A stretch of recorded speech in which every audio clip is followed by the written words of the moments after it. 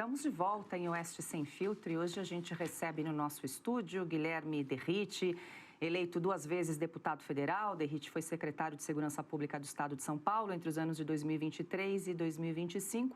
Atualmente é pré-candidato ao Senado por São Paulo. Muito boa noite, deputado. Seja bem-vindo novamente ao estúdio de Oeste Sem Filtro. Boa noite, Paula. É um prazer estar aqui com vocês novamente. Uma grande honra participar do programa.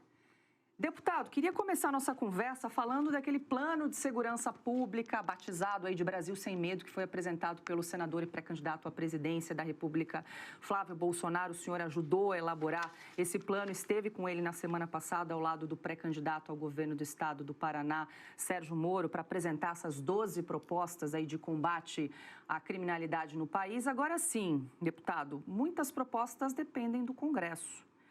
Outras também dependem da ampliação do orçamento, dependem de dinheiro. E trago aqui alguns exemplos. Por exemplo, construção de 5 presídios federais, reforçar fiscalização de portos, dobrar investimentos federais em segurança, Sistema Nacional Integrado de Reconhecimento Facial. Todos são itens que estão nessa proposta aí de 12 itens para combate à criminalidade. Foi feito, deputado, algum estudo de viabilidade econômica desses itens? O senhor, quando foi secretário de Segurança Pública de São Paulo, já concedeu entrevista para a gente, disse que lembrava sempre que o cobertor era curto em relação ao dinheiro. O senhor queria fazer mais pela segurança pública do estado de São Paulo e muitas vezes não tinha dinheiro, não tinha verba. Como é que vocês vão viabilizar tudo isso economicamente? Bom, primeiro, obrigado por essa pergunta. Dizer que eu me sinto lisonjeado, honrado em ter sido um dos coordenadores, estar sendo um dos coordenadores do plano da segurança pública, da temática segurança pública, do plano de governo do pré-candidato senador Flávio Bolsonaro.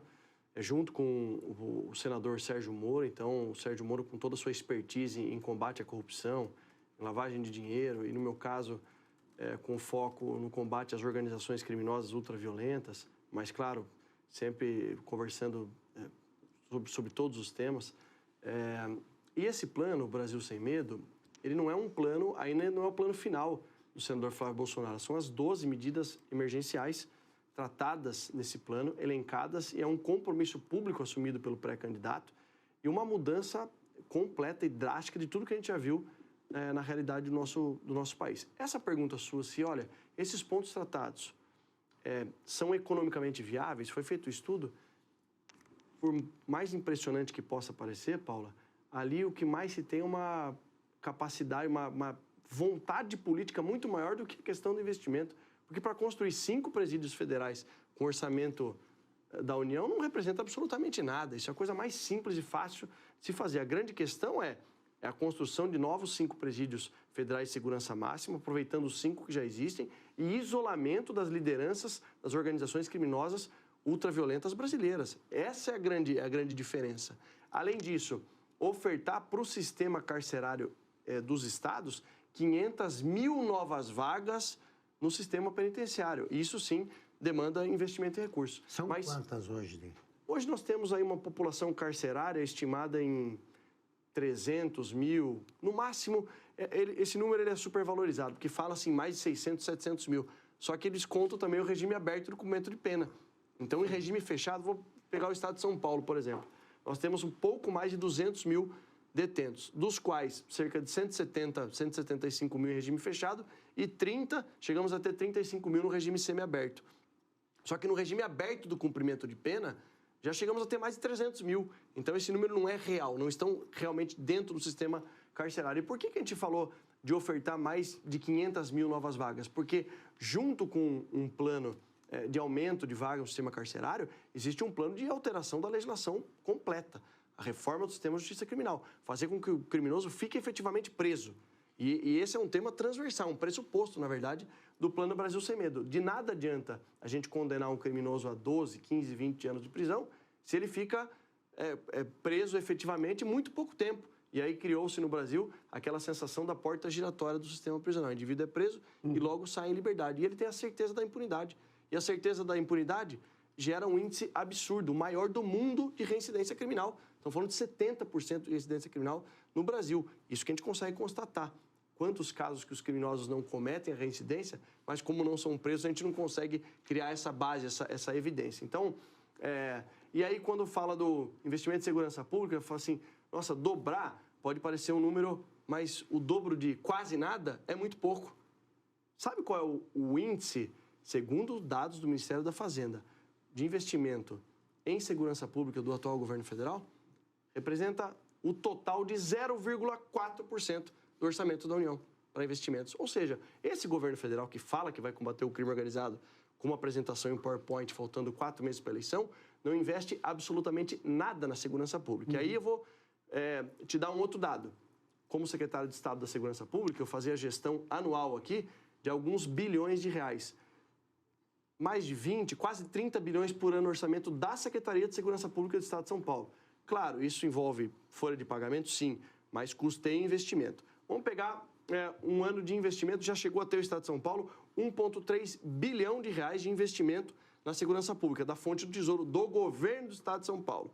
Ao passo que o governo do Estado investiu 1,3 bilhões de reais, sabe qual é o repasse do governo federal do Fundo Nacional de Segurança Pública para o Estado de São Paulo? 50 milhões de reais. Olha a discrepância que existe. Então, falar que o governo federal e colocar expressamente isso no Plano Brasil Sem Medo, um item fala assim, é mais verba e menos verbo, ou seja, ajudar os estados a custearem a segurança pública no Brasil. E o aumento da oferta de vagas do sistema carcerário passa por isso e a criação de 5 novos presídios federais o mais rápido possível para que a gente possa isolar líderes no modelo que foi feito lá em El Salvador, no Cecote. Tanto eu quanto o senador Flávio Bolsonaro, nós fomos lá visitar El Salvador e vimos o que é, sim, uma prisão feita para que o indivíduo cumpra a pena. No Brasil, lamentavelmente, criou-se ao longo de tantos anos, no subconsciente de que, olha, a prisão foi feita para ressocialização. Negativo. Prisão, em todo o país sério do mundo, foi feita para punir quem comete crime, para tirar do convívio social aqueles que cometeram crimes e crimes graves. No Brasil, não. Tira-se isso da questão principal, não se colocou a vítima no centro da proteção do nosso sistema de justiça criminal e parece que o Estado tem a obrigação de ressocialização. Primeiro tem que punir quem comete crime, para depois pensar em reabilitação ou ressocialização. Deputado, eu queria falar mais sobre esse modelo do Bukele, mas antes vamos rodar aqui com os nossos comentaristas. Eu vou passar direto para a Ana. O deputado estava falando aqui que acompanhava a Ana desde quando ela jogava vôlei, não é isso, deputado? Sorocaba. Ana? Sou fã da Ana. Esse Sorocaba, é desde isso. o Leite Moça, Ana. Prazer falar com você. Bons tempos, deputado, bons tempos. Então, eu vou levantar uma bola aqui. Nunca fui levantadora, sempre fui atacante, mas eu vou levantar aqui uma bola para o senhor. Muito obrigada pela presença, deputado. Bom, o que eu queria perguntar é o seguinte, na verdade, são 2 perguntas em uma. Uma, nós já discutimos em outras ocasiões, antes do grupo do PCC e do Comando Vermelho entrarem na lista de grupos terroristas, por que isso seria benéfico. Então, agora que eles já estão na lista de grupos terroristas, a primeira pergunta para o senhor é o que o senhor diria para aquelas pessoas que caem nesse canto da sereia dizendo que isso é ruim, que isso trará um dano para a nossa soberania, que haverá uma invasão americana com tropas, etc. O que o senhor diria para essas pessoas?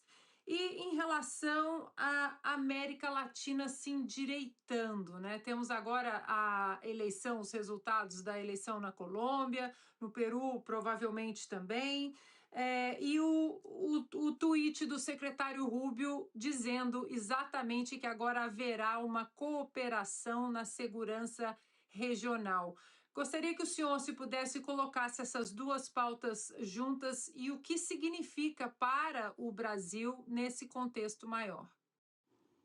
Maior prazer. Bom, a classificação de PCC e Comando Vermelho como organizações terroristas, ela está mais do que correta, na minha opinião. Só que, lamentavelmente, Ana, o próprio governo brasileiro, quem deveria reconhecer e classificar como terroristas, não o fez, não o faz. E essa oportunidade foi dada para o atual governo brasileiro. Porque o Donald Trump, quando venceu as eleições, enviou membros do governo americano para o Brasil para conversar no Ministério da Justiça e Segurança Pública, deram oportunidade para que essa classificação fosse feita algo em conjunto e o governo brasileiro negou não quis que essa classificação, e no entendimento deles, não, são organizações criminosas, mas não são terroristas. E aí, quando vem essa classificação, e essa classificação aconteceu justamente porque existe um risco para o povo americano, o PCC, o tráfico internacional de drogas está afetando inclusive o povo norte-americano, e quando dessa classificação, o governo brasileiro tentou criar uma ilação com falsas afirmações e que, olha, a nossa soberania nacional pode ser contestada porque o governo americano vai realizar operações militares no nosso país. Isso é mentira da esquerda. Aliás, a esquerda ela é expert em mentiras, em falsas narrativas. Isso eles são muito bons em fazer. Então, isso feriria tratados internacionais. O que para nós é vergonhoso é, em primeiro lugar, a gente não conseguir cuidar dos nossos próprios problemas. Lamentavelmente, hoje, os estudos recentes apontam que 60 milhões, ou até mais de 60 milhões de brasileiros, reconhecem a presença do crime organizado nos bairros onde vivem. E quando se fala em que, olha, essa classificação do governo americano vai contestar ou subjugar a nossa soberania, qual soberania? Existe soberania nacional? Os territórios paralelos já foram criados. Eu não gosto de ficar usando o exemplo do Rio de Janeiro, mas é impossível não citar, em que pese o excelente trabalho feito pela atual gestão do secretário Vitor, lá no Rio de Janeiro, e das forças policiais, mas existem verdadeiros bunkers do crime organizado que foram criados nas comunidades do Rio de Janeiro, onde existem barricadas, onde a lei, o ordenamento jurídico brasileiro não é respeitado, onde um criminoso, membro do Comando Vermelho ou qualquer outra organização criminosa, chega para uma menina de 15, 16 anos e diz que quer namorar com ela. Se ela não aceitar, ela é assassinada e os pais são obrigados a mudar de endereço ou também correm risco de vida. Existe soberania nacional nesses territórios? Eu tenho certeza que não. Aliás, o que fez com que isso se potencializasse? A famosa ADPF 635.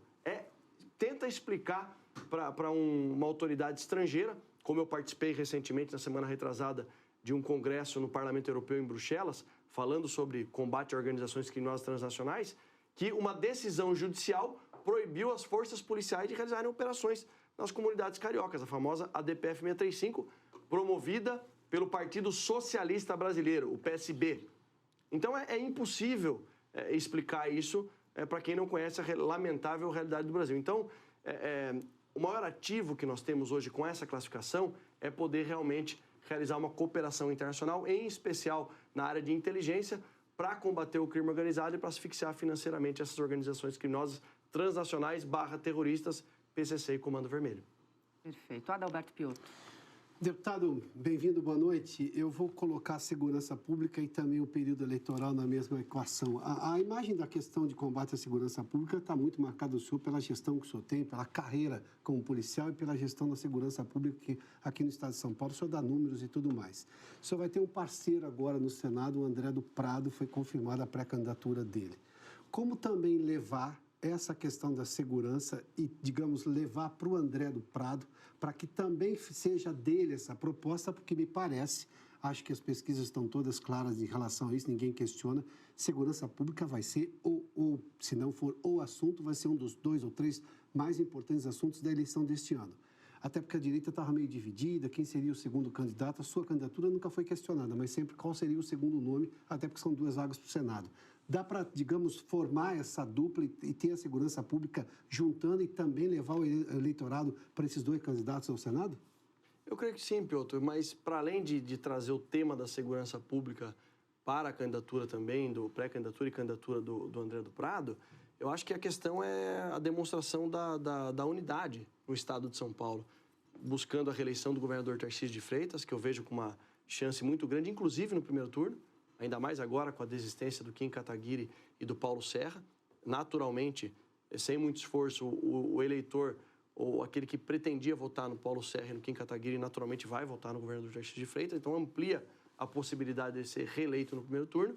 E também do senador Flávio Bolsonaro, a formação de um bloco único, robusto. Agora, simplesmente transferir o tema para o André do Prado, eu acho que talvez ficaria um pouco forçado, mas trabalhar a unidade, esse bloco, essa chapa única.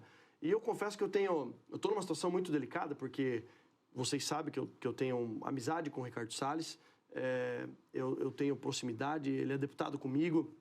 Eu ainda acredito, Piotr, sinceramente, que a gente possa resolver isso nos bastidores e que a gente possa lançar apenas 2 candidatos até a convenção. Isso pode acontecer, sim. Quem sabe isso não aconteça, e ninguém melhor do que o governador Tarcísio de Freitas e o senador Flávio Bolsonaro, que daí sim aumentam as chances da gente fazer as 2 cadeiras do Senado Federal. Porque o Ricardo Salles é pré-candidato ao Senado pelo Partido Novo. Sim, é pré-candidato. E a conversa de bastidor seria o quê, deputado? Tentar fazer com que sejam 2 vagas. E aí, já uma para deputado? Sim, por que não? Por que não para deputado? E eu converso bastante com o Ricardo, ele disse que não vai abrir mão e tem toda a legitimidade, até porque ele pontua bem nas pesquisas, isso também tem que ser respeitado. Agora, é o que eu falei para vocês, eu fico numa situação muito delicada porque o André do Prado, como presidente da Assembleia Legislativa, foi um grande parceiro da segurança pública.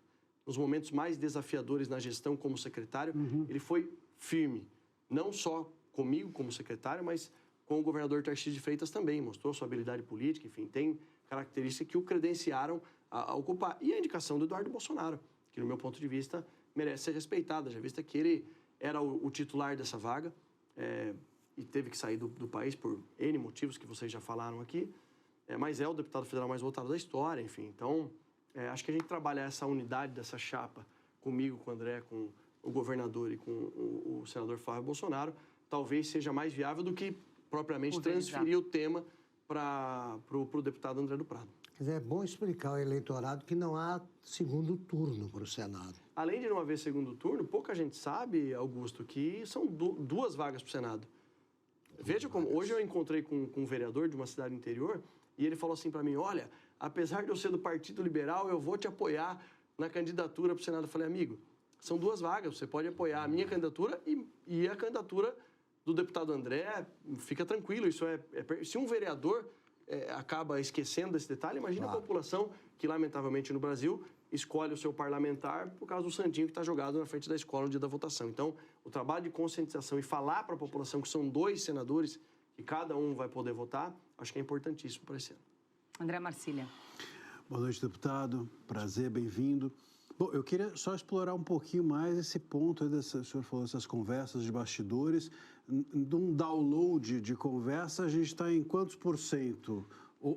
A conversa já ocorreu alguma aproximação? Não, eu confesso que isso é uma esperança minha, não estou trabalhando assim um caso concreto, sabe?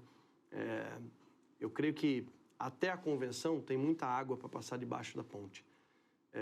E as pesquisas vão norteando. Eu acho que o André do Prado naturalmente vai crescer após o lançamento da pré-candidatura agora, após os noticiários, o apoio do Eduardo, mesmo estando lá nos Estados Unidos, faz uma grande diferença. E quem sabe, até a convenção, que deve acontecer no mês de julho, então tem no mínimo aí, final de julho, então no mínimo quase um mês aí para que isso aconteça, o cenário pode mudar. E é difícil falar, né? Porque eu estou numa condição mais favorável, então parece preciosismo da minha parte, mas eu penso, antes de pensar na minha própria candidatura, eu penso na possibilidade da gente fazer as 2 cadeiras do Senado e penso também no risco da gente não fazer nenhuma, que é pior ainda. Eu não estou pensando no meu próprio umbigo aqui, não. Estou falando na possibilidade real que existe se a gente pulverizar os votos da direita, a esquerda possa fazer as duas pré-candidatas, né?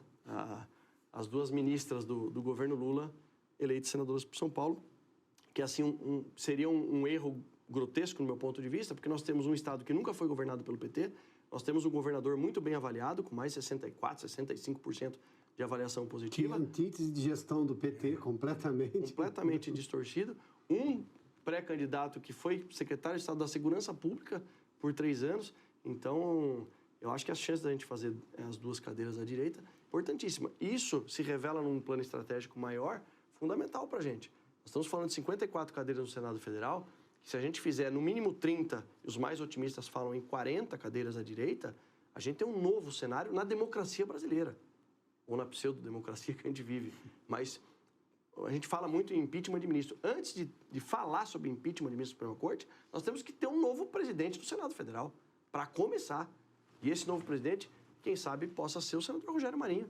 Mas para isso a gente precisa fazer no mínimo 30. Aproveitar os de 14 a 17 que tem hoje lá da direita, aí a gente já escolhe o novo presidente e a partir daí, como o regimento interno do Senado Federal dá muito poder para o presidente da casa, aí a gente pode fazer a instalação de CPI, barrar eventuais nomeações, enfim, e exercer esse poder, essa autoridade constitucional aí de freios e contrapesos, que é competência do Senado Federal. Deputado, já que a gente está falando de eleições, muito tem se falado de um nome do seu partido, o PP, para compor a chapa com o senador Flávio Bolsonaro. Inclusive, o nome de Tereza Cristina é muito ventilado. Como é que estão essas conversas e como é que você vê essa aliança? Olha, muito me agrada, Paula, o nome da ex-ministra e da senadora Tereza Cristina. Eu tive a oportunidade de ser deputado federal e vice-líder do governo Bolsonaro na legislatura passada e acompanhar o trabalho da ministra Tereza à frente do Ministério da Agricultura, né? Além de ser uma pessoa extremamente agradável, uma política respeitada, idônea, com um passado ilibado, uma mulher que, no meu ponto de vista, agrega muito voto, diferente talvez da eleição passada, onde o general, por quem eu tenho grande respeito e admiração, e lamento a forma injusta com que foi condenado, que foi candidato a vice-presidente na chapa do presidente Bolsonaro, mas em termos de agregar voto, acaba que não tinha esse potencial. Já a ministra Tereza Cristina, não só por ser mulher, mas por ser uma liderança política, acho que agrega voto, então muito me agrada. Agora a questão do partido, Progressistas, eu lembro aos telespectadores que eu só migrei do PL para o Progressistas porque a primeira vaga era do Eduardo. Então, esse grupo, conglomerado de partidos, sugeriram ao governador Tarcísio, solicitaram que as duas vagas não poderiam ficar com o PL. Eu migrei para o Progressistas, mas a condição sine qua non colocada era o apoio incondicional ao candidato da direita, que na época não sabíamos e agora temos a plena convicção, estamos apoiando integralmente o senador Flávio Bolsonaro. Então, primeiro ponto, em algumas entrevistas me perguntaram, o seu partido ainda não declarou apoio. Eu falei, não tem chance nenhuma do Progressistas, no meu ponto de vista, não declarar apoio incondicional ao senador Flávio Bolsonaro. Isso faz toda a diferença, porque nós estamos falando de tempo de televisão. A Federação União Progressista, tempo de televisão, vai ser fundamental também para a vitória nas eleições. E o segundo ponto, a ministra Tereza Cristina me agrada muito, e até a própria deputada Simone Marqueto, aqui do Progressista de São Paulo.